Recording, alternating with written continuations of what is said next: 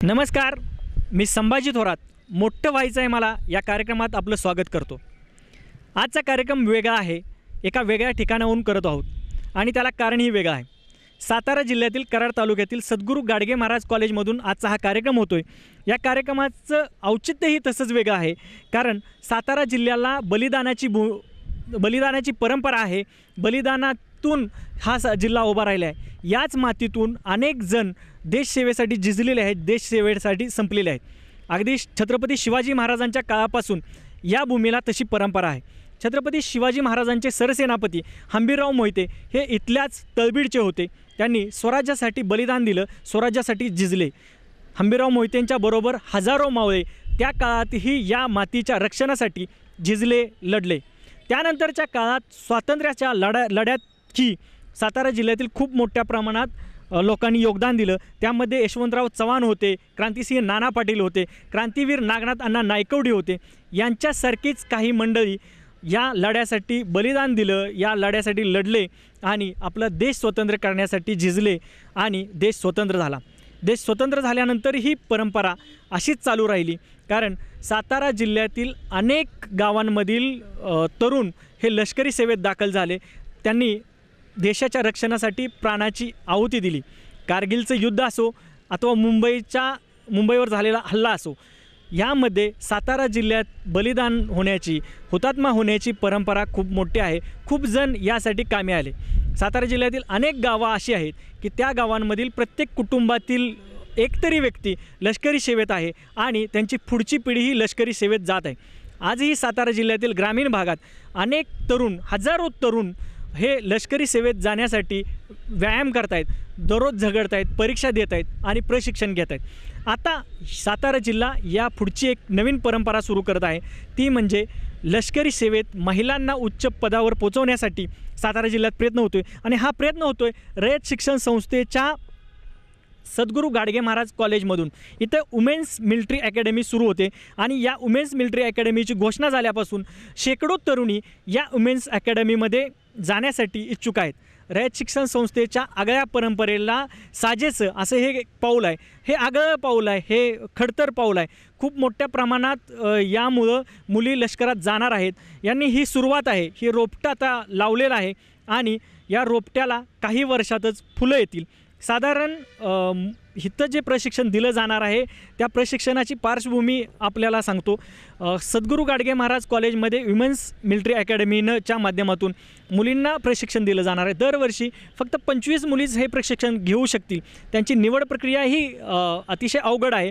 त्यांनी परीक्षा द्यायची आहे, त्यांचा फिजिकल फिटनेस बघितला जाणार आहे आणि त्यातून या मुलींना सिलेक्ट केलं जाणार आहे. फक्त 25 मुली यासाठी असतील आणि या 25 मुली घेण्या इतपत इथं कॉलेजमध्ये तयारी करण्यात आली आहे. त्यांचं शेड्यूल ठरवण्यात आलं आहे. येत्या 22 सप्टेंबरला म्हणजे कर्मवीर भाऊराव पाटलांच्या दिवशी ही अकॅडमी सुरू होत आहे आणि या ठिकाणी एका वेगळ्या करिअरमध्ये, वेगळ्या क्षेत्रात जाण्यासाठी सातारा जिल्ह्यातील आणि आजूबाजूच्या सर्व तालुक्यांमधील मुली पुढे आल्या आहेत. ह्या ग्रामीण भागातील मुली आहेत, ह्या खेड्यातल्या मुली आहेत. ह्यांची पार्श्वभूमी शेतीची आहे.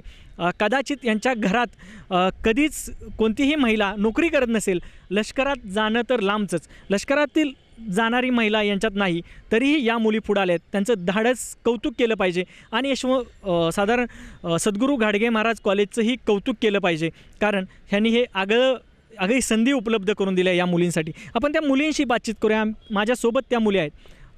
तू का या क्षेत्राकडे वळतेस? कारण मला या क्षेत्रात आवड आहे, तसाच घरचाही सपोर्ट आहे. आम्ही ग्रामीण भागातील मुली, आमचा फिजिकल फिटनेसही चांगला असतो, परंतु पाहिजे तेवढा वाव इतर ठिकाणी मिळत नाही. त्यामुळे आम्ही या वुमन्स मिलिटरी अकॅडमीकडे वळलो आहे. कॉलेजमध्ये खूप चांगली संधी आमच्यासाठी उपलब्ध केली आहे. तरी आम्ही कॉलेजच्या प्राचार्यांचे तसेच विजय समारोह समितीचे आभार मानतो की ही अपॉर्च्युनिटी आमच्यासाठी उपलब्ध करून दिली. तसंच यामध्ये आमच्या फिजिकल फिटनेससाठी वाव आहे. तसंच मेडिकल, लेखी एक्झाम सगळ्याची तयारी करून घेतली जाणार आहे. या पद्धतीनं आम्ही सगळे मुलांच्या बरोबरच आर्मीत भरती होऊ शकणार आहे. तसेच विविध क्षेत्रात मुलांबरोबर मुली हे आहेत, हे यातून आम्ही सिद्ध करणार आहोत. तुझे घरची पार्श्वभूमी काय आहे? पालक काय करतात तुझे? माझे वडील नाही आहेत, आजोबा माझी शेती करतात आणि चुलते वगैरे ते सगळे शेतीच करतात आणि त्यांच्या शेती असून सुद्धा ते मला खूप सपोर्ट करतात. स्पोर्ट्स म्हणा, NCC म्हणा किंवा कुठली अकॅडमी वगैरे जावायचं कधी नाही बोलत नाहीत. त्याच्यामुळे घरचा माझा सपोर्ट सगळा चांगलाच आहे. फक्त ते म्हणतात की तुम्ही क्रिएटिव्ह राहा, करत राहा आणि मुली आहात एक प्रूफ करून दाखवा की मुलांपेक्षा आपण कमी नाही आहे आणि चांगलं सगळं करू शकतो. आणि बाबा प्रत्येक वेळी सांगतच असतात की मुलांपेक्षा तुम्ही कमी नाहीत, फक्त व्यवस्थित धाडसानं सगळ्या गोष्टी चांगल्या चारित्र्य सगळं सांभाळून व्यवस्थित सगळं करा, असं आजोबांचं म्हणणं आहे. तुला यापूर्वी कोणत्या खेळासाठी तू कोणत्या खेळात होतीस? मी ॲक्च्युली कॉलेजच्या टीममधून सगळेच गेम खेळते, पण मला क्रिकेट वगैरे जास्त आवडतो. क्रिकेट आणि वेटलिफ्टिंग मी खेळलेले आहे विद्यापीठाच्या ह्याला. घरातून प्रोत्साहन मिळते, कॉलेजमधून कसं प्रकारचं प्रोत्साहन? कॉलेजमध्ये मॅम वगैरे सगळेच आम्हाला चांगला सपोर्ट करते. स्पोर्ट्सच्या मॅम पाटील मॅम आहेत, त्या पण सगळं चांगलं सांगतात आणि NCCच्या मॅम पण स्वतः आमची ड्रिल वगैरे घेतात, सगळं सांगतात, कॅम्पचे वगैरे सगळं हे देतात. काय हा कॅम्प आलेला आहे, तुम्हाला हे डॉक्युमेंट्स पाठवायचे आहेत किंवा तुम्हाला हे करायचं आहे आणि तुम्ही जायचं आहे आणि ते करून यायचं व्यवस्थित, असं मॅमचा नेहमी सपोर्ट असतो आम्हाला. NCCत काय काय प्रशिक्षण घेतलं? NCCमध्ये मी स्वतः इंडिव्हिज्युअल कॅम्प म्हणजे पॅरा जम्पिंग केलं आहे, जे महाराष्ट्रातून माझं फक्त 2 मुलींचं सिलेक्शन झालेलं, ऑल इंडिया वीस गर्ल. त्याच्यामध्ये माझं एकटीचं सिलेक्शन झालेलं आपल्या ह्याच्यातून आणि 16 वर्षानंतर आपल्या कॉलेजला कॅम्प मिळालेला आणि तो मला खूप चांगली अपॉर्च्युनिटी मिळाली की NCC थ्रू पॅरा जम्पिंग आणि महाराष्ट्रातून 2 मुली, त्याच्यामध्ये एक चांगलं गौरवशील काम केल्यासारखं असं मला वाटते. आणि TSC वगैरे केलं, त्याच्यामध्ये फायरिंग वगैरे ऑब्स्टॅकल करायला मिळालं, ते एक चांगलं NCCमुळे मिळालं मला. लष्करातील प्रशिक्षणच खूप खडतर आहे. लष्करात जाणं तर खूप मोठी गोष्ट आहे. तिथं राहणं, तिथं कुटुंबापासून लांब राहणं, हे सगळं तू सहन करू शकशील? हां, हे सगळं सहन करू शकते, कारण देशासाठी मला काहीतरी स्वतःहून करायचंच आहे. त्याच्यापेक्षा माझ्या वडिलांची इच्छा होती की मी देशासाठी आणि ऑफिसर बनावं, त्यांच्यासाठी मी सगळं सहन करू शकते आणि करू शकते मी देशासाठी खंबीरपणे आणि मला काही प्रॉब्लेम आला तरी मी मागं सरणार नाही या गोष्टीसाठी. देशसेवेसाठी मागं सरणार नाही ही आत्ताच हिनं जिद्द बाळगली, त्यामुळं हिचं यश हे निश्चित आहे. तुला काय वाटतं, तू कशासाठी या वेगळ्या क्षेत्रात आलीस? मला हे पहिल्यापासूनच आवड आहे. आर्मी ऑफिसर बनायची इच्छा आहे. IPS एक आत्ता एम ठेवलं की IPS बनायचं आहे. आत्ता NCC कॅडेट आहे मी, NCCमध्ये पण आहे. ज्या NCCमध्ये मुले आहेत त्यांनासुद्धा आर्मीमध्ये आहे. आत्ता आर्मी अकॅडमी ओपन केले, त्याचे चान्सेस आहेत. पण प्लस मुलींना आत्ता ग्रामीण विभागातील ज्या बाहेरच्या मुली आहेत त्यांना इथे फी भरायला बाहेर नसते, म्हणजे मुलींच्याकडे फी भरायला नाही आहे, तर ही एक मोठी संधी करून दिली कॉलेजमध्ये. आपण कॉलेज करत करत ही अकॅडमीसुद्धा जॉईन करू शकतो. हे कॉलेजमध्ये एक संधी आणून दिली, त्यामुळे मी मुलींना रिक्वेस्ट करते की या अकॅडमीला जॉईन व्हा. तू आत्तापर्यंत कोणकोणतं प्रशिक्षण घेतलेस? मी NCCमध्ये TSCला गेले कॅम्पला, दिल्ली रिटर्न झाले, आत्ता दिल्लीला गेले, महाराष्ट्र ग्रुप घेऊन गेलेला. आमचा मॅप रिडिंगमध्ये फर्स्ट नंबर आला आहे महाराष्ट्रामध्ये. TSC मीन्स स्थलसैनिक कॅम्प. हा कॅम्प NCC थ्रू असतो आणि या कॅम्पमध्ये 40 मुली सिलेक्ट होतात महाराष्ट्रासाठी. महाराष्ट्र टीम घेऊन जातात. तिथं फायरिंग शिकायला भेटतं, map reading, field signals, obstacles. आपल्या कॉलेजमध्ये ऑब्स्टॅकल्ससुद्धा तयार होणार आहेत आर्मी अकॅडमीमध्ये. ज्या बाहेर अकॅडमी आहेत त्या अकॅडमीमध्ये ऑब्स्टॅकलचं ट्रेनिंग भेटत नाही, ते कॉलेजमध्ये तयार करणार आहेत आत्ता आणि ती संधी आहे जे अकॅडमी करून घेणार आहेत ते.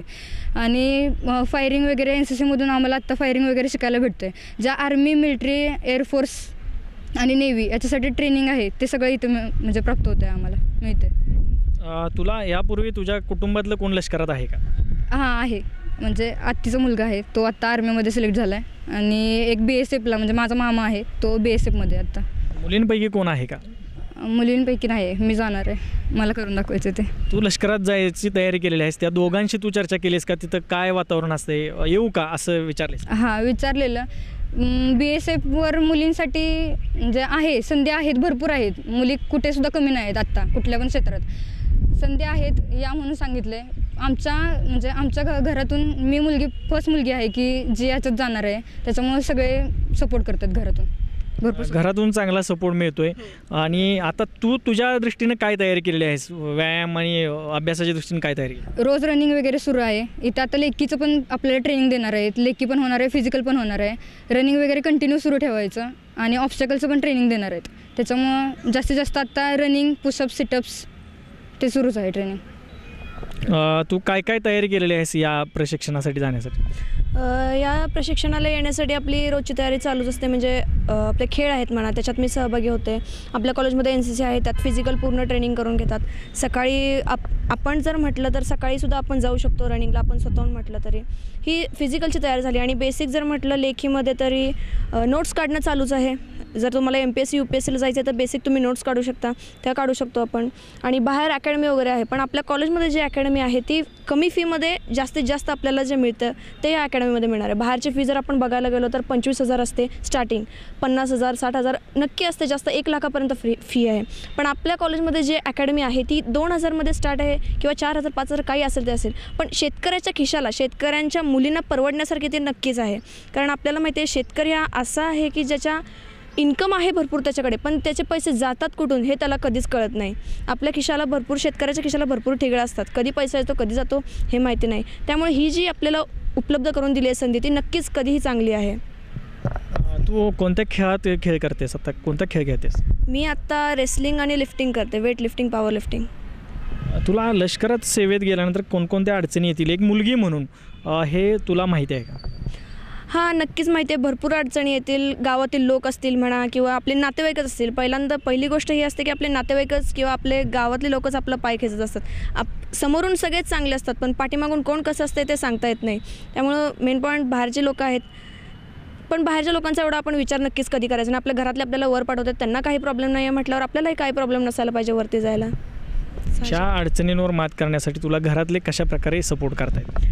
घरातला सपोर्ट म्हटलं तर मला जवळजवळ सगळे सपोर्ट करतात. आजी आजोबा असतील, काका काकी, मामा मामी, आई वडील, खास करून वडील, त्यांची प्रचंड म्हणजे ॲक्च्युली माझ्या वडिलांनासुद्धा MPSC UPSC करायची होती. त्यांनी ट्राय केला पण एज बार झाले, ते जाऊ दे, ते काही येऊ नव्हतं. पण त्यांना वाटतं की मी ऑफिसर व्हावं, त्यासाठी त्यांनीसुद्धा सांगतात हां तुला इकडे जायचं आहे, जा, तू बिंदास्त आहेस, तू काहीही कर, फक्त चुकू नकोस कुठे. नक्कीच मुले म्हटल्यावर आपण थोडाफार विचार करतो, आपण मुलगी आहे, चुकायला नाही पाहिजे, तू काहीही कर पण चुकू नकोस. पूर्णपणे मला सपोर्ट आहे घरातून. निश्चितच तू जे प्रयत्न करतेस त्या प्रयत्नाला माझ्या शुभेच्छा आहेत. तू कशा प्रकारे तयारी केली आहेस, आत्ता काय इच्छुक आहेस या वेगळ्या करिअरमध्ये जाण्यास? सर मी सध्या CDS ट्राय करते, म्हणजे अभ्यास सुरू केला आहे, पण मला म्हणजे आर्मी ऑफिसरसाठी खूप तयारी केली पाहिजे. मला पण माहिती आहे, मी आत्ता सुरुवात केली आहे, मी त्या एमपर्यंत पोहोचणारच, म्हणजे तयारी केली म्हणल्यावर पोहोचणारच असं माझं एम आहे आणि ते मी गाठणारच असं आहे. कशा प्रकारे मेहनत घेते आत्तापासून? सध्या तरी इंग्लिश असं कमकुवत वाटतं आणि आर्मी ऑफिसर म्हटल्यावर इंग्लिश आलंच पाहिजे असं आहे. त्यामुळं ती इंग्लिशची भीती घालवायची असं माझं आहे, म्हणून इंग्लिशपासून सुरुवात केली आणि बाकीचा स्टडी चालूच आहे. तू आता हे वेगळं क्षेत्र आहे, कदाचित तुला तुझे नातेवाईक किंवा तुझ्या संपूर्ण कुटुंबातलं कोणीही या वेगळ्या क्षेत्रात लष्करात नसेल, तरीही तू हा प्रयत्नासाठी करतो. कारण देशावरती प्रेम आहे ना, आणि NCCत घेण्यापूर्वीच मी मनात ठरवलेलं की आपण व्हायचं आहे ते आर्मी ऑफिसरच व्हायचं आहे. त्यामुळं ही तयारी. व्हायचं असेल तर आर्मी ऑफिसरच व्हायचं आहे असं लागीर या मुलींना झाले. आपण बाकीच्याही मुलींशी बोलणार आहे. तू कशा प्रकारे तयारी करतेस आणि हे वेगळं फील्ड का निवडलेस? मी NCC जॉईन केलेली आहे. मी आता सेकंड इयर NCCला आहे. मला देशासाठी काहीतरी करायचं आहे, म्हणून मी ही फील्ड निवडलेली आहे. तुला माहीत आहे तिथं जगताना दररोज धोके आहेत, दररोज मरण समोर आहेत, तरी तू का लढते? मला देशासाठी करायचंच आहे काहीतरी. जीव गेला प्राणाची आहुती दिली तरी चालेल, पण मला देशासाठी करायचंच आहे म्हणून मी करते. तू कशा प्रकारे आता तयारी सुरू केलेली आहे? मी NCCला आहे. NCCमुळे माझा फिजिकल फिटनेस म्हणजे तयारी चालू आहे आणि मी BSc सेकंड इयरला आहे. मी स्टडी करत आहे आणि मी म्हणजे मॅथ्स TY करून मी ऑफिसरची पोस्ट घेणार आहे, आर्मी ऑफिसरची. यापूर्वी तुझ्या कुटुंबातील कोण या सेवेत आहे का, आणि कशा प्रकारे तुला ही प्रेरणा मिळत गेली? मला माझ्या कुटुंबातली कोणीसुद्धा नाही आर्मीमध्ये. मी आमच्या घरातल्यांचा सपोर्ट आहे, माझ्या वडिलांची इच्छा आहे मी कोणतरी ऑफिसर व्हावं, मग त्यामुळे मी करत आहे. मला घरच्यांचा फुल सपोर्ट आहे हे करण्यासाठी. आणि कॉलेजनं मला ही संधी मिलिटरी अकॅडमीची ही आणल्यापासून मला खूपच इच्छा झालेली आहे की मी ती जॉईन करणार आणि कमी पैशात जास्त फायदा घेऊन. माझे वडील शेतकरीच आहेत, त्यामुळे मी जॉईन करणार आहे म्हणजे हे अकॅडमी. तुझं घरचे काय करतात, वडील काय करतात, आई काय करते? वडील शेतीच करतात, आई घरीच असते. आणि माझे आजोबा मिलिटरीत होते. आजोबांची इच्छा होती की पप्पांनी काकांनी मिलिटरीत भरती व्हावं, पण काही कारणास्तव त्यांना होता आलं नाही. त्यामुळे मला हे करून दाखवायचे. माझ्या आजोबांची, पप्पांची, सर्वांची इच्छा पूर्ण करायची मिलिटरीत जाऊन ऑफिसर बनून. आता कशा प्रकारे तयारी चालवलीस? रनिंग चालू आहे आणि NCC पण त्यासाठी जॉईन केले. आर्मीतलं थोडंफार ट्रेनिंग असतं तिथं म्हणून NCC जॉईन केलं. कधीपासून ही तयारी सुरू केली आहे? 12वी झाल्यापासून. आत्ता कॉलेजकडून तुला कशा प्रकारचा सपोर्ट मिळतो आहे आणि ह्या अकॅडमीतून तुला काय अपेक्षा आहे? मिलिटरी अकॅडमी ही एक चांगली संधी उपलब्ध करून दिलेली आहे कॉलेजने आणि या संधीचा सर्वच मुलींना फायदा होणार आहे आणि ज्या मुलींचं सिलेक्शन होईल त्या नक्कीच चांगला प्रयत्न करून ऑफिसर बनतीलच. छान आहे. तिथं येणारा संघर्ष तुला माहीत आहे, कल्पना असेल तुला त्याची, तरीही तू यात जातेस का? हो, खूप इच्छा आहे आमची आर्मी ऑफिसर व्हायची आणि कॅम्पमध्ये आम्हाला थोडंफार असं स्ट्रगल करावंच लागतं, त्यामुळं संधी भेटते. तू का निघालीस असल्या वेगळ्या एकदम खडतर, कदाचित तू इकडे MPSC होशील, क्लास 1 ऑफिसर होशील, तरी असल्या खडतर क्षेत्रात का तू पाऊल टाकतेस? देशासाठी काहीतरी करावं ही सर्वांचीच इच्छा आहे, तशी माझी पण आहे. देशासाठी आपला काहीतरी हातभार लागावा एवढीच इच्छा आहे आणि माझी स्वतःची इच्छा आहे की मी देशासाठी जरी मला मरण पत्करावं लागलं तरी ठीक आहे. देशासाठी मरण पत्करावं लागलं तरीही मरण पत्करेन असं या रणरागिणींचा निश्चय आहे आणि त्या दिशेनं निघालेल्या आहेत. त्यासाठी त्यांना कॉलेजमधून प्रोत्साहन मिळते आणि अकॅडमीमधून त्यांना चांगल्या प्रकारचं प्रशिक्षणही मिळणार आहे. खरं तर अशा हटके क्षेत्रात जाणाऱ्या या मुली आहेत, एका शेतकरी कुटुंबातल्या आहेत. इथली सगळी पार्श्वभूमी शेतकरी आहे आणि तशी असताना देखील या मुली तिकडं निघालेल्या आहेत. खरं तर या मुली MPSC UPSCचाही अभ्यास करू शकतात, तशा प्रकारेही पुढं जाऊ शकतात. मात्र तरी शारीरिक कष्ट घेण्याची तयारी या मुलींच्यात आहे. या सर्व मुलींनी आत्तापासूनच व्यायाम सुरू केलेला आहे, रनिंग सुरू केलेला आहे. जसा अभ्यास करतायत तसंच त्या प्रकारे त्या शारीरिक व्यायामही करतायत. आपण पुन्हा एकदा त्यांच्याकडे जाऊ आणि त्यांच्याकडून जाणून घेऊ. तू खेळात करिअर करायचा प्रयत्न केलास, तू खेळात कुठंपर्यंत पोचलेलीस? खेळात मी नॅशनल म्हणजे स्टेटपर्यंतच केलं. त्याच्यावर माझं काय म्हणजे मला असं वाटलंच नाही की आपण फायनान्शियल सगळं सपोर्ट करू शकतो, त्यामुळे खेळात मी जास्त हे करत नाही. त्याच्यामुळे खेळात इथंच स्टॉप. कॉलेजच्या फक्त युनिव्हर्सिटी टीममध्ये खेळते एवढंच. कुणाचा आदर्श तुझ्यासमोर आहे? विश्वास नांगरे पाटील, त्यांचा आदर्श घेतला आहे आत्तासमोर. आता त्यांचं पुस्तक वाचलंस का? हां, वाचलं. त्याच्यातून काय प्रेरणा मिळाली? प्रेरणा तर भरपूर, त्यांनी कष्ट भरपूर घेतलेत पहिल्यापासूनच आणि त्यांनी आत्तापर्यंतच्या मॅरेथॉन झालेत, त्यांनी कधी गिवअप केला नाही. म्हणजे जरी आपण हारतो आहे, माहिती आहे आपल्याला की आपण जिंकू शकणार नाही, पण त्यांनी त्या कंप्लीट केलेत आणि त्यांनी हा संदेश दिला आहे की कुठली पण मॅरेथॉन असो, कुठं पण असो, आपण तिथपर्यंत पोचू शकणार हे माहिती आहे. ध्येय आपलं तिथपर्यंत ठेवायचं, तिथपर्यंत आपण जाऊ शकणार आहे. त्याच्यामुळे आम्हीसुद्धा आत्ता ध्येय ठेवलं आहे की जरी झालं, किती पण झालं, फिजिकल ट्रेनिंग, लेखी सगळं आत्ता सुरूच आहे आमचं. तिथपर्यंत कसं पण करून आम्ही पोचणारच आहे. ही मॅरेथॉन ही तू पूर्ण करशील अशा तुला सदिच्छा आहेत. तुझ्या कौटुंबिक पार्श्वभूमी वेगळी आहे, तरीही आलेस, ग्रामीण भागातली असूनही आलेस. तुला कोणत्या आत्ता अडचणी जाणवत आहेत की तुझ्याकडं काय नाही?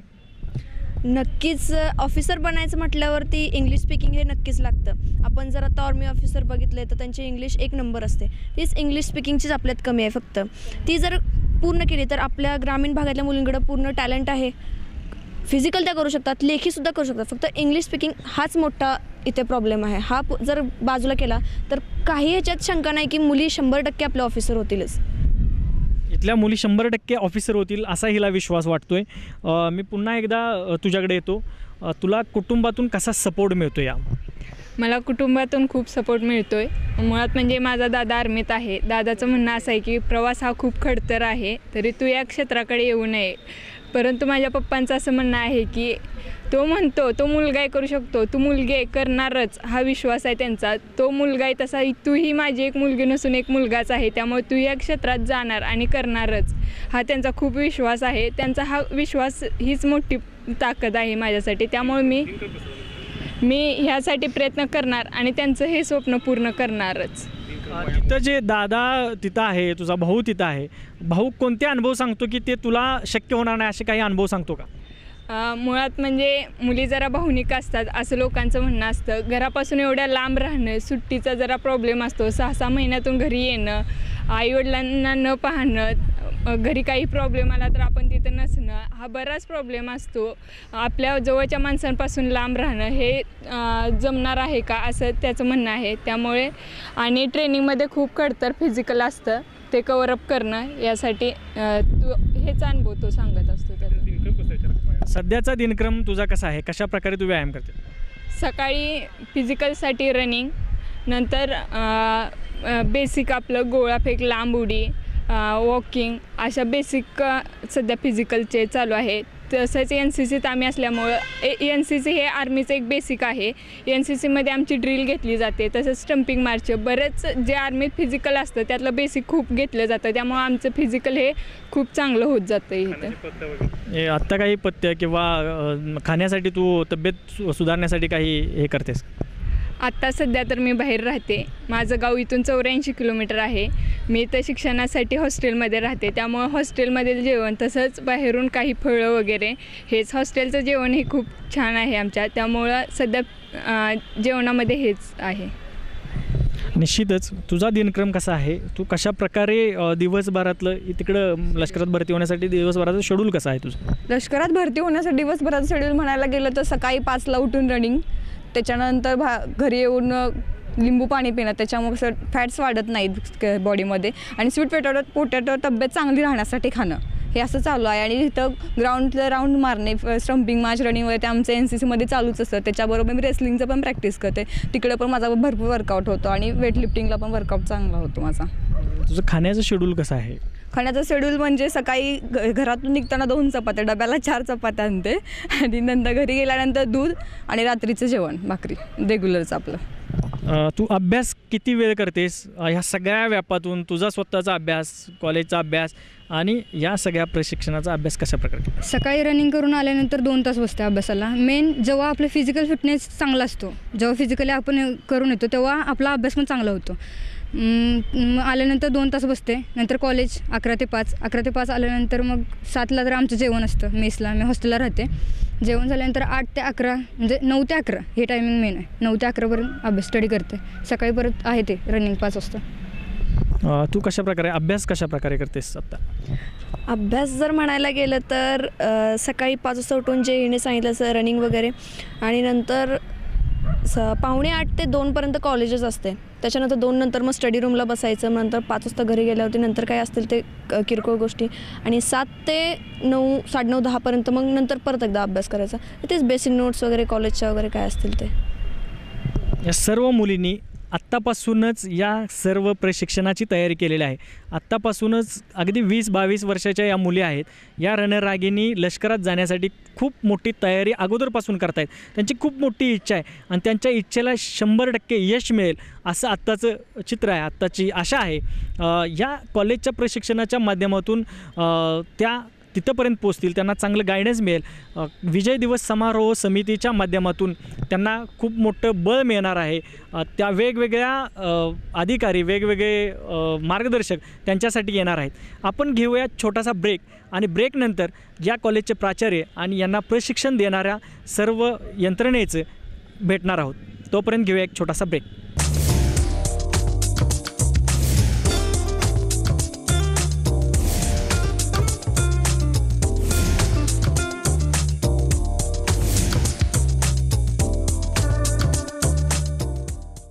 ब्रेकनंतर आपलं स्वागत आहे. रयत शिक्षण संस्थेला एक आगळी परंपरा आहे. 98 वर्षापूर्वी महाराष्ट्रातल्या कालेसारख्या एका खेड्यात स्थापन झालेली या संस्थेनं राज्यातले अनेक दिग्गज घडवले आहेत. वेगवेगळ्या क्षेत्रात जर उच्च पदावर रयत शिक्षण संस्थेतले अनेक जण आहेत. अतिशय गरिबीतून शिकून मोठे झालेलेही खूप जण आहेत. ही आगळी परंपरा आता पुढे नेली जाते या लष्करी प्रशिक्षणाच्या माध्यमातून. महाराष्ट्रातील मुलींना पहिल्यांदा लष्करी प्रशिक्षण दिलं जाते ते इथं. हे एक वेगळं रोपटं लावलं जाते. हे रोपटं जिथं लावलं जाते त्या सद्गुरू गाडगे महाराज कॉलेजचे डॉक्टर मोहन राजमाने साहेब माझ्यासोबत आहेत. आपण त्यांच्याशी बातचीत करूया. सर, ही काय संकल्पना आहे आणि आपल्या कॉलेजकडं आत्तापर्यंत असे काय वेगळे उपक्रम राबवले? रयत शिक्षण संस्थेचे संस्थापक तीर्थरूप कर्मवीर अण्णांनी सुरुवातीला गोरगरीब कष्टकरी बहुजन समाजातील मुलांचे शिक्षण व्हावे या उद्देशाने वसतिगृहाची स्थापना करून त्यानंतर माध्यमिक शाळा, त्यानंतर महाविद्यालयाकडे लक्ष केंद्रित केले. 1954 साली कराडचे हे सद्गुरू गाडगे महाराज महाविद्यालय कर्मवीर भाऊराव पाटील यांनी स्वतः सुरू केले, आणि गेल्या 60 वर्षांमध्ये या महाविद्यालयामध्ये अनेक उपक्रम सुरू केलेले आहेत. आज या महाविद्यालयाची विद्यार्थी संख्या 12,000हून अधिक आहे. पश्चिम महाराष्ट्रातील विद्यार्थी संख्या असेल किंवा गुणवत्तेच्या बाबतीमध्ये हे महाविद्यालय एका उंचीवरती जाऊन पोहोचलेलं आहे. एप्रिल 2017मध्ये या महाविद्यालयामध्ये नॅक बेंगलोरची कमिटी येऊन गेली आणि त्या कमिटीचा निकाल 2 मेला लागला आणि या महाविद्यालयाला 3.63 CGPA मिळाला. A+ ग्रेड मिळवणारं आणि एवढा जास्त CGPA असणारं हे महाराष्ट्रातील 2 क्रमांकाचं महाविद्यालय आहे. नॅक पेअर टीमने या महाविद्यालयाची तपासणी केली. या महाविद्यालयामध्ये विद्यार्थी घडवण्यासाठी अतिशय चांगले उपक्रम हाती घेतलेले पाहिले आणि त्याचबरोबर त्यांनी काही आम्हाला सूचना देखील केलेल्या आहेत आणि त्या सूचनांचा आधार घेऊन या महाविद्यालयाच्या स्थानिक व्यवस्थापन समिती असेल, रयत शिक्षण संस्थेचं ऑफिस असेल, त्याचबरोबर कराड येथील विजय दिवस समारोह समिती या सर्वांच्या पुढाकारानं या महाविद्यालयामध्ये वुमेन्स मिलिटरी अकॅडमीची स्थापना करण्यात आलेली आहे. या वुमेन्स मिलिटरी अकॅडमीचा उद्देश असा आहे की कराड आणि सातारा जिल्हा हा सैनिकांचा जिल्हा म्हणून ओळखला जातो. आपल्या जिल्ह्यातील अनेक मुलं मिलिटरीमध्ये काम करतायत, मुली देखील अलीकडे मिलिटरीमध्ये काम करतायत. परंतु मिलिटरीमध्ये उच्च पदावरती, मिलिटरीमध्ये ऑफिसर्स पदावरती मुलींची निवड व्हावी आणि म्हणून त्या मुलींना मार्गदर्शन करण्यासाठी या वुमेन्स मिलिटरी अकॅडमीची स्थापना केलेली आहे. यामध्ये मुलींची निवड आम्ही 25 मुलींची एक बँच तयार करणार आहोत. त्यामध्ये मुलींच्यासाठी लागणारं जे फिजिकल आहे म्हणजे मैदानी सराव त्या ठिकाणी आम्ही करून घेऊच, परंतु त्याचबरोबर त्यांना कम्युनिकेशन स्किल, इंग्रजी संभाषणाचं ज्ञान दिलं जाईल, संगणकाचं ज्ञान दिलं जाईल. मिलिटरीमध्ये जे विविध आर्मी नेव्हीच्या ज्या अधिकाऱ्यांच्या ज्या परीक्षा असतात त्या परीक्षांची तयारी करून घेतली जाईल आणि त्यामधून कराड आणि या सातारा जिल्ह्यातील जास्तीत जास्त मुली मिलिटरीमध्ये अधिकारी पदावरती पोहोचल्या पाहिजेत. या दृष्टिकोनातून सद्गुरू गाडगे महाराज महाविद्यालय आणि विजय दिवस समारोह समिती यांच्या संयुक्त हा उपक्रम आम्ही सुरू करीत आहोत.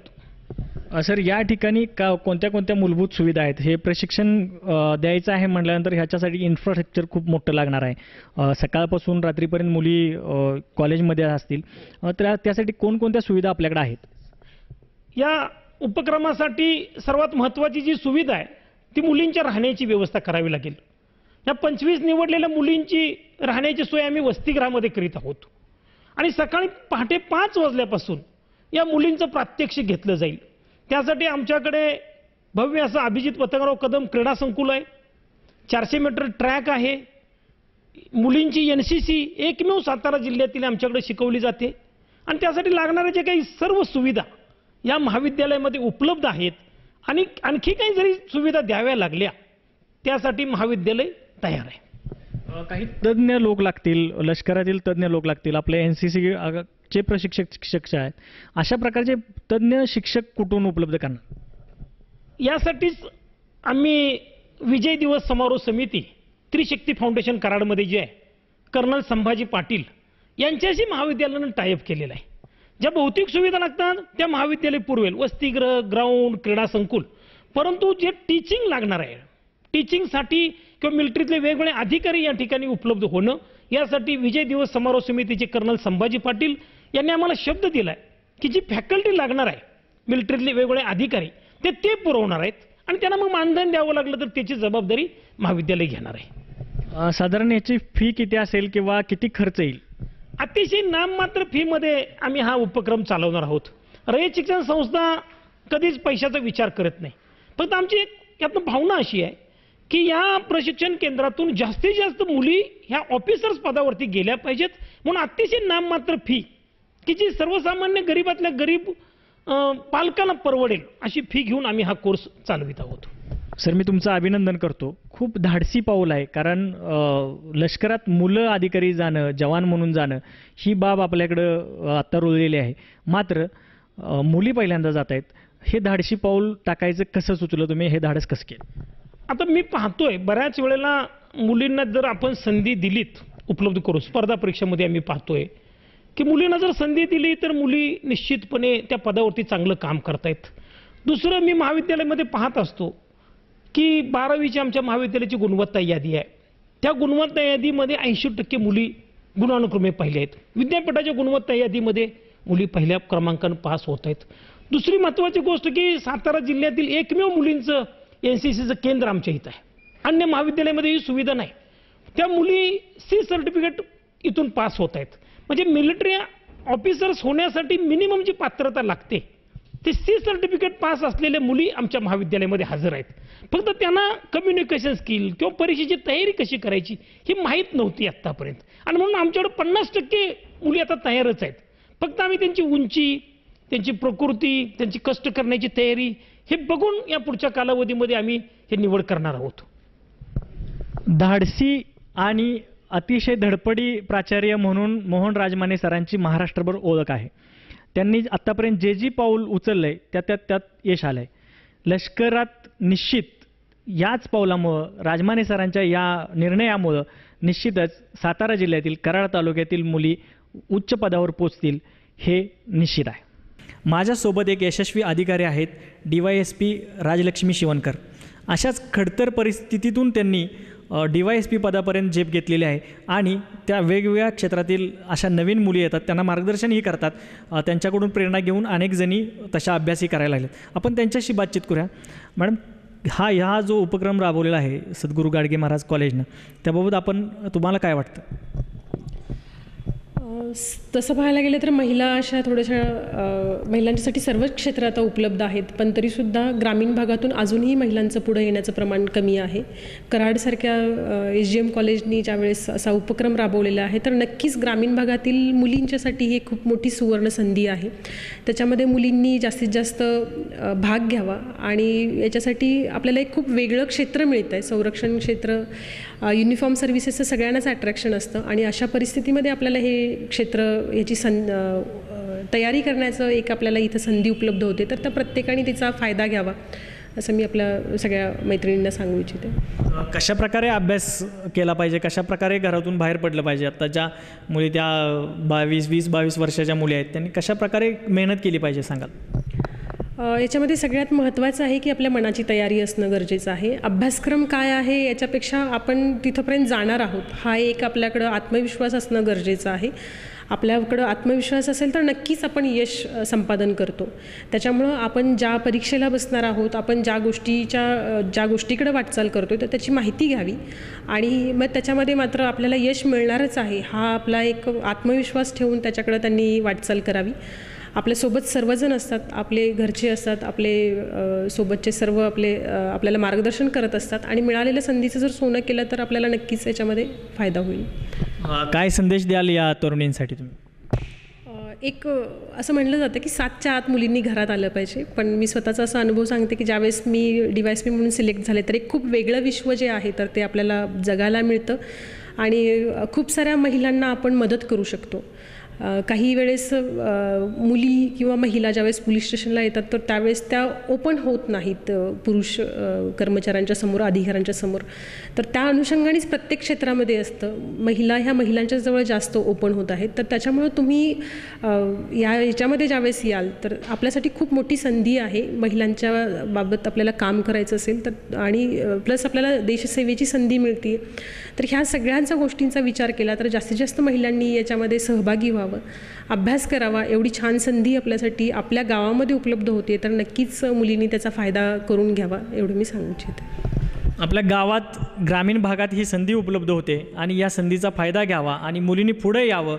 जशा शिवणकर मॅडम यशस्वी झाल्यात तशाच प्रकारे याही मुलींनी पुढे यावं, यात यशस्वी व्हावं आणि महिलांची आणि देशाची सेवा करण्यासाठी पुढे यावं असं आवाहन त्यांनी केलेलं आहे. हे प्रशिक्षण देणं खूप खडतर आहे, खूप अवघड काम आहे आणि हे अवघड कामाचा डोलारा सांभाळण्यासाठी सद्गुरू गाडगे महाराज महाविद्यालयातील काही स्टाफ आत्ताच नेमलेला आहे. या मुली उच्च पदापर्यंत पोचण्यासाठी, त्यांना पोचवण्यासाठी त्यांचा पाया भक्कम होणं गरजेचं आहे. हा पाया भक्कम करण्यासाठी ही टीम आत्तापासून काम करण्यास सुरुवात केलेली आहे.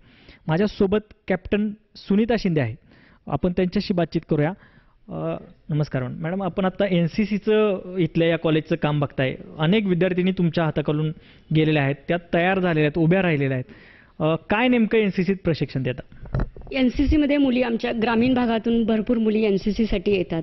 माझ्याकडे 15 जरी जागा असल्या तरी यासाठी जवळजवळ या वर्षीची सांगायचं झालं तर 60 मुलींचे ॲप्लिकेशन्स आलेले आहेत आणि त्याच्यातून मला फक्त 15च मुली घ्यायच्या आहेत. म्हणजे एवढं या ग्रामीण भागातील मुलींच्यामध्ये एवढं पोटॅन्शियल आहेत. केवळ त्या NCCमध्ये येताना त्यांच्यापुढे एक आव्हान असतं की त्यांची एक इच्छा असते की आपण सुद्धा मिलिटरीमध्ये जावं किंवा पोलीसमध्ये जावं किंवा PSI व्हावं, असे एक उमेद घेऊन त्या मुली या NCCमध्ये प्रवेश घेतात. आणि मागील 5 वर्षाचं जर आपण पाहिलं तर या महाविद्यालयातून जवळजवळ 15 ते 16 मुली दिल्ली रिटर्न झालेल्या आहेत. एवढं त्यांच्याकडे पोटेन्शियल आहे.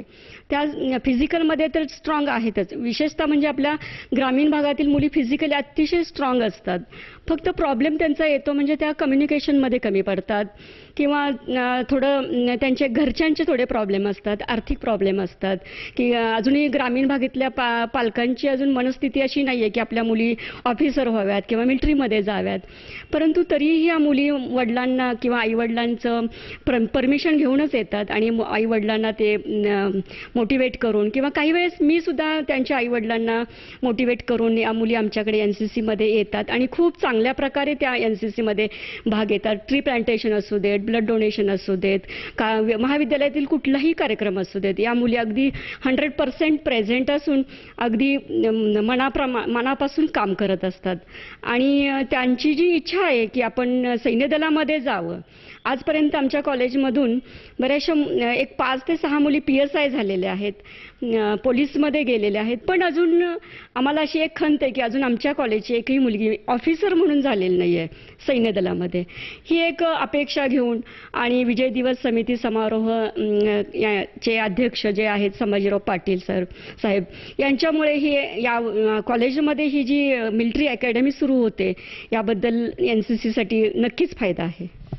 खरं तर कराड तालुक्याच्या आजूबाजूचा सगळा, कराड तालुका ग्रामीण आहे, ग्रामीण भाग आहे. कराड तालुक्याच्या बाजूला वाळवा, शिराळा, पाटण, खटाव, कडेगाव यासारखे सर्व तालुके ग्रामीण आहेत. इथल्या लोकांच्यात मुलींना शिकवावं, लष्करात पाठवावं इतपत जागृती नाही. हे प्रगत आहेत, सदन आहेत तालुके, मात्र मुलींना अशा लष्करात पाठवावं ही अजून मानसिकता दिसत नाही. आपल्याकडं आलेल्या पालकांना तुम्ही कशा प्रकारे कन्व्हिन्स करताय?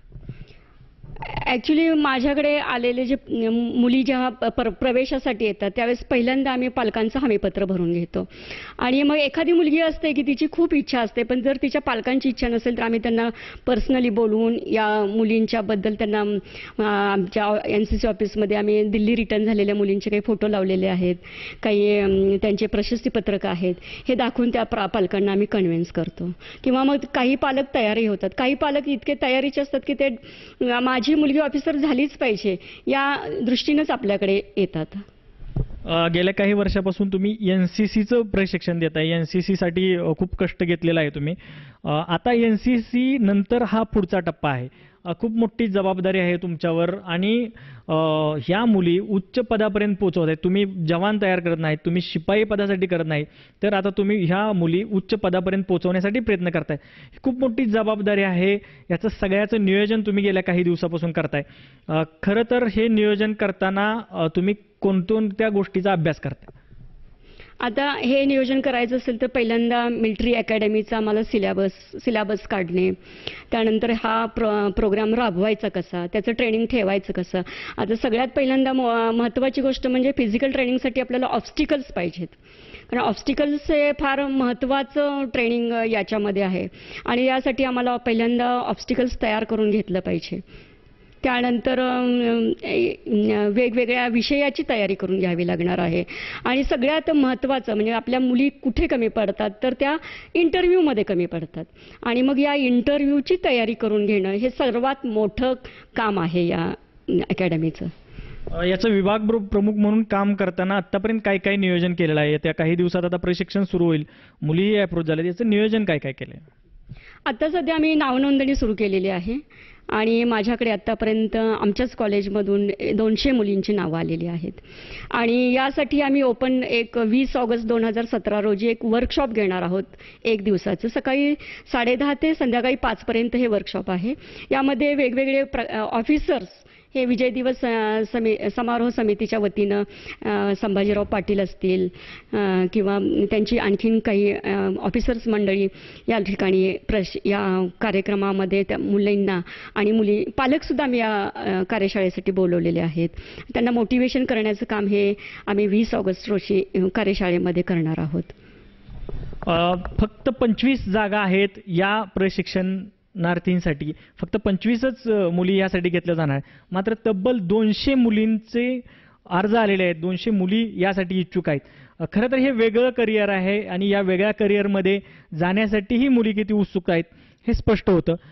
मॅडम, याबाबत आपण जे शेड्यूल तयार केलेलं आहे, मुलींचं सकाळपासून ते रात्रीपर्यंत काय नियोजन असेल, कशा प्रकारे प्रशिक्षण देणार आहात? मिलिटरी अकॅडमीमध्ये सकाळी आपण पहिल्या त्यांचे PT होणार आहे. PT नंतर ड्रिल असेल किंवा फिजिकल ट्रेनिंग असेल किंवा ऑब्स्टेकल्स असतील, ऑब्स्टेकल्स हे सकाळीच घ्यावे लागतील. त्यानंतर काही विषयांची तयारी आपल्याला करून घ्यावी लागणार आहे लेखी परीक्षेसाठी.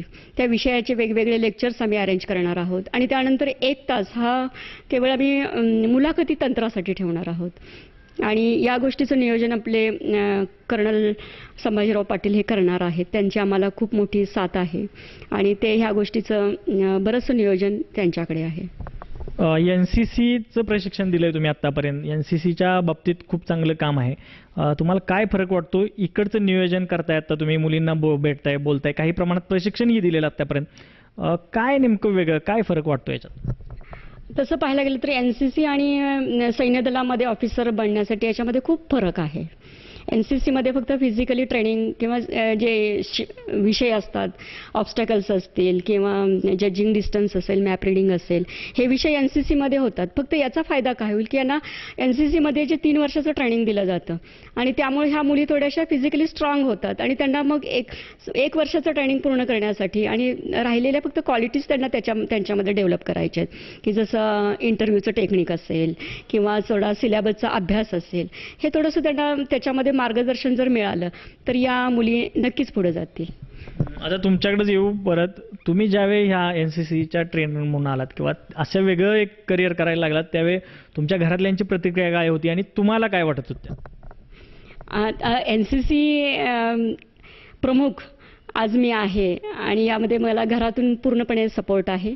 आणि ॲक्च्युली मी लहान असल्यापासून मलाही वाटायचं की आपल्याला एखादा युनिफॉर्म मिळावा, पण माझी उंची थोडी कमी असल्यामुळं तरीसुद्धा मी ग्वाल्हेरमध्ये आमचं 3 महिन्याचं ट्रेनिंग झालं, ते मी चांगल्या प्रकारे ट्रेनिंग पूर्ण केलं आणि मी या NCC विभागामध्ये आले.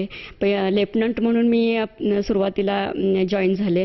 त्यानंतर आता मी मागच्याच वर्षी माझा 1 महिन्याचा रिफ्रेशर कोर्स कंप्लीट केलेला आहे आणि आता मी कॅप्टन म्हणून इथं आहे आणि मला याचा खूप अभिमान वाटतो आणि काम करण्यातसुद्धा मला खूप वेगळेपणा मिळतो याच्यामध्ये. धन्यवाद मॅडम. आपल्यासोबत या सगळ्या उपक्रमात, या सगळ्या प्रशिक्षण कार्यक्रमात महत्त्वाची भूमिका बजावणारे सुहास गोडसे सर आहेत. आपण त्यांच्याशी बातचीत करूया. सर नमस्कार. सर, काय तुम्हाला वाटतं की एकीकडं मुलं जात आहेत अशा लष्करी प्रशिक्षणात, लष्करात जात आहेत, उच्च पदावर पोहोचत आहेत. आता आपल्या जिल्ह्याला अशी परंपरा नाही किंवा या भागाला अशी परंपरा नाही मुली लष्करात जाव्या, अतिशय कमी प्रमाणात मुली आहेत. तुम्हाला काय वाटतं, कशा प्रकारे मुलींनी पुढे आलं पाहिजे? महाविद्यालय, रयत शिक्षण संस्थेचे सद्गुरू गडगे महाविद्यालय आणि कराड येथील विजय दिन समारोह समिती यांच्या संयुक्त विद्यमाने आपल्या महाविद्यालयात वुमेन्स मिलिटरी अकॅडमी सुरू झालेली आहे आणि महाविद्यालयाने या मुलींच्या प्रगतीसाठी उचललेले एक धाडसी पाऊल आहे. खरं तर आमच्याकडं विविध प्रकारचे कोर्सेस चालू असतात किंवा आहेत. महाविद्यालय विद्यार्थ्यांच्या सर्वांगीण विकासासाठी अकॅडमिक बरोबर वेगवेगळे कोर्सेससुद्धा चालू होतं. सध्या माझ्याकडे भरतीपूर्व पोलीस प्रशिक्षण केंद्रसुद्धा चालू आहे. तर त्या विद्यार्थ्यांना अकॅडमिक व्यतिरिक्त आणखी वेगवेगळ्या गोष्टी प्राप्त व्हाव्यात, हाच या महाविद्यालयाचा प्रयत्न असतो. कॉलेज स्तरावर पोलीस भरती प्रशिक्षण तुम्ही चालवताय, त्याला कसा प्रतिसाद आहे? आमच्या महाविद्यालयातून जे कोर्स अकॅडमी चालवली होती पोलीस भरतीपूर्व प्रशिक्षण केंद्र, त्याला विद्यार्थ्यांचा उत्तम प्रतिसाद आहे. या मागच्या 2 वर्षामध्ये आमच्याकडं पहिल्या वर्षी 14-15ला सुरू झालं, त्या वर्षी 70 विद्यार्थी होते. मागच्या वर्षी साधारणपणे 60 विद्यार्थी होते आणि यावर्षी आत्तापर्यंत एक 25 विद्यार्थ्यांची नाव नोंदणी झालेली आहे. आणि हा कोर्स जो आहे तो 3 वर्षातच आम्ही चालू केलेला, पण 3 वर्षात त्याचे रिझल्ट जे आहेत ते रिझल्ट आम्हाला चांगल्या प्रतीचे मिळालेले आहेत. पहिल्या वर्षी ज्यावेळेला कोर्स पूर्ण झाला त्याच्यानंतर जी भरती झाली त्या भरतीत आमच्या महाविद्यालयाचे 6 विद्यार्थी भरती झाले. मागच्या वर्षीच्या पोलीस भरतीच्या परीक्षेमध्ये साधारण एक 3 विद्यार्थी आणि 2 विद्यार्थी याच्यात यशस्वी झाले. आणि हे यश विद्यार्थ्यांच्या नजरेत येते, त्यामुळे विद्यार्थ्यांचा प्रतिसाद सुद्धा आम्हाला चांगल्या पद्धतीने मिळायला लागलेला आहे. आतापर्यंत मुलांना प्रशिक्षण देत होता तुम्ही, आता मुलींना प्रशिक्षण देणार आहात, त्याच्यात काय वेगळं नियोजन केलं तुम्ही? ते एक आव्हानच आहे विद्यार्थिनींना प्रशिक्षण देणं. खरं तर आमच्याकडे पोलीस भरती प्रशिक्षणाला दोन्ही विद्यार्थी आहेत, म्हणजे विद्यार्थी आहेत आणि विद्यार्थिनी आहेत. आणि त्याच्यासाठी आम्ही साधारणपणे बाहेरचा एक रिटायर मिलिटरीमन जो आहे तो नेमलेला आहे आणि तो त्यांची फिजिकल तयारी करून घेत असे. आणि एक्झामिनेशनच्या किंवा थेरॉटिकल नॉलेज जे आहे त्या थेरॉटिकल नॉलेजला आमच्या महाविद्यालयातले प्राध्यापक जे आहेत ते प्राध्यापक त्यांना मार्गदर्शन लेखी परीक्षेच्या दृष्टिकोनातून करतात.